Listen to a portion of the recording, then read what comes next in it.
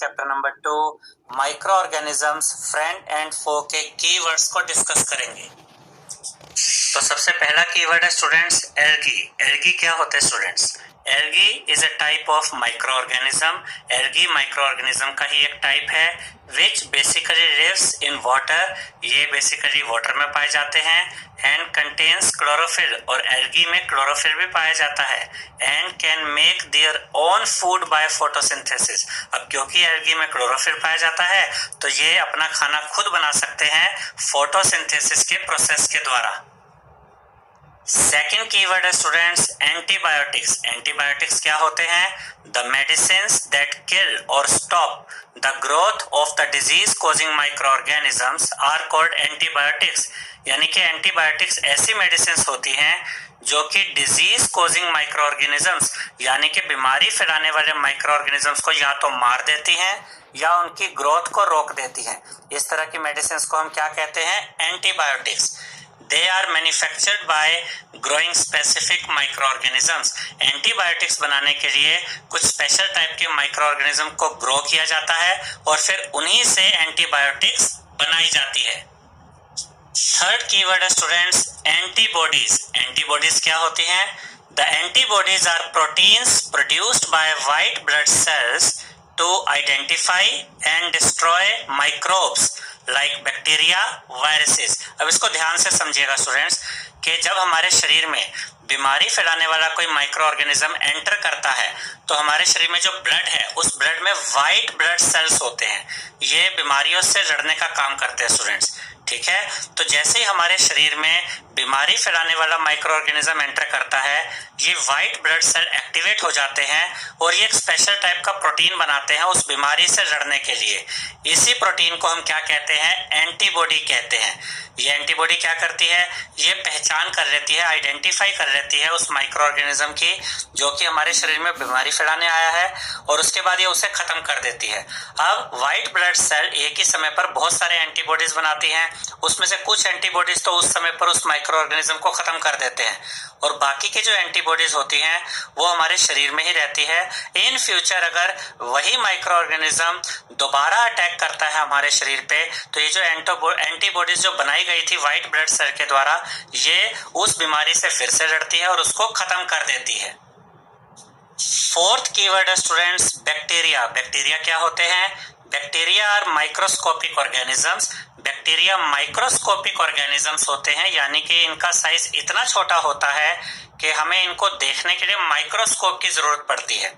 Some of the bacteria are useful and some of the bacteria cause diseases। कुछ bacteria हमारे लिए useful होते हैं, फायदेमंद होते हैं, जबकि कुछ बैक्टीरिया बीमारियां फैलाते हैं। Bacteria are found in large numbers everywhere in air, soil and water. Bacteria हर जगह पाए जाते हैं स्टूडेंट्स, एयर में, सॉयल में और वाटर में भी। अब हम फिफ्थ कीवर्ड देखेंगे स्टूडेंट्स। फिफ्थ कीवर्ड है कैरियर। कैरियर क्या होते हैं? Some living beings carry the microorganisms to spread diseases called carrier। कुछ ऐसे एनिमल्स होते हैं, कुछ ऐसे लिविंग ऑर्गेनिजम्स होते हैं जो कि बीमारी फैलाने वाले माइक्रो ऑर्गेनिजम्स को अपने साथ कैरी करते हैं, अपने साथ लेकर घूमते हैं। ऐसे लिविंग ऑर्गेनिजम्स को हम क्या कहते हैं? कैरियर कहते हैं। For example when flies sit on garbage and animal excreta. यहाँ पर फ्लाइज का मतलब आप हाउस फ्लाई ले सकते हैं जो कि घरों में मक्खियां पाई जाती हैं। जब ये मक्खियां गार्बेज यानी कूड़े पर बैठती हैं और एनिमल एक्सक्रेटा यानी एनिमल वेस्ट पर बैठती है, pathogens stick to their bodies. Pathogens का मतलब होता है स्टूडेंट्स बीमारी फैलाने वाले। जब ये गंदगी पर बैठती हैं तो ये बीमारी फैलाने वाले माइक्रो ऑर्गेनिजम्स यानी कि पैथोजेंस उनकी बॉडी से स्टिक यानी चिपक जाते हैं। which are transferred when flies sit on the food। और जब यही मक्खियां खाने पर बैठती हैं तो ये जो पैथोजेंस होते हैं ये ट्रांसफर हो जाते हैं खाने पर, यानी ये गंदगी खाने पर लग जाती है और जब कोई इस कंटेमिनेटेड फूड यानी इस गंदे खाने को जब कोई खाता है तो फिर वो बीमार पड़ जाता है। तो बीमारी फैलाने वाले माइक्रो ऑर्गेनिजम्स को जो लिविंग ऑर्गेनिजम्स अपने साथ कैरी करते हैं उन्हें हम क्या कहते हैं स्टूडेंट्स? कैरियर कहते हैं। अब हम सिक्स्थ कीवर्ड देखेंगे स्टूडेंट्स। सिक्स्थ कीवर्ड है कम्युनिकेबल डिजीजेस। कम्युनिकेबल डिजीजेस क्या होती हैं?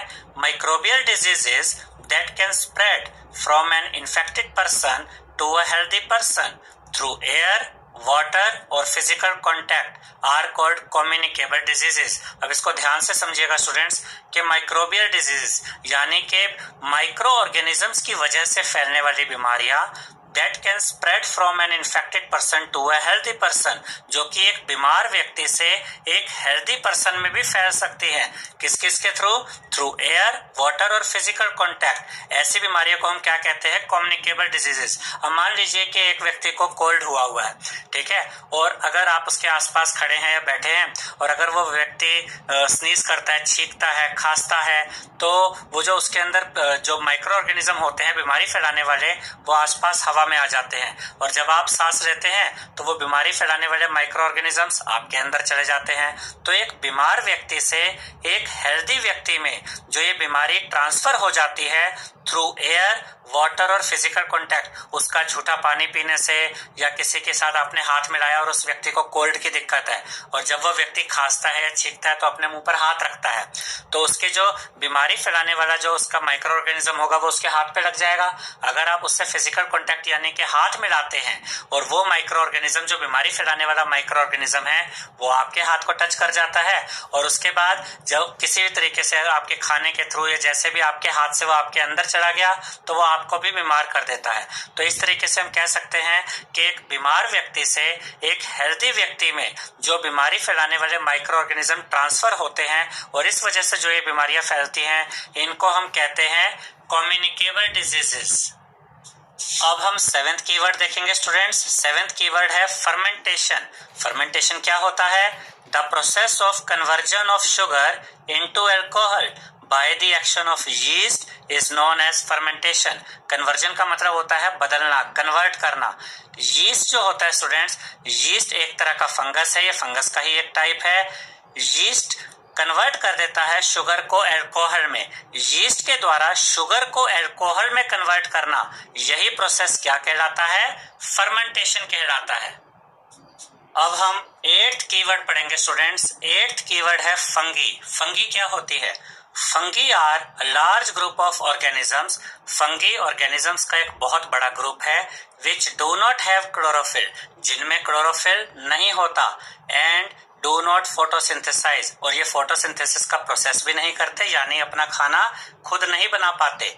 सम फंगी लुक लाइक प्लांट्स, कुछ फंगी ऐसी होती है जो प्लांट्स की तरह दिखती है, but they can not make their own food like the plants, लेकिन ये प्लांट्स की तरह अपना खाना खुद नहीं बना पाती क्योंकि इनमें क्लोरोफिल नहीं होता।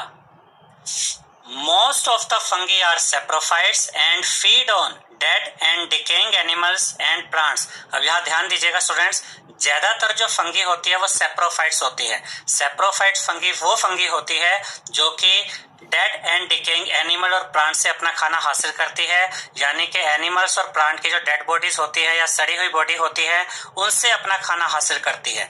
सम of the fungi are parasites, जबकि कुछ फंगी पैरासाइट्स भी होती हैं।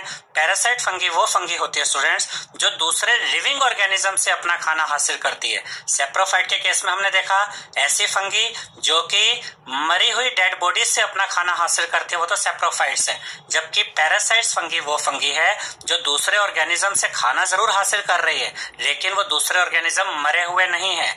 They live on living things। Parasite fungi जो लिविंग ऑर्गेनिज्म होते हैं उन्हीं पे ग्रो करती है एंड कॉज डिजीजेस, और उनसे खाना भी हासिल करती है और उन्हें बीमार भी करती हैं। एग्जांपल्स क्या है फंगी के? Yeast, mushroom and bread mould.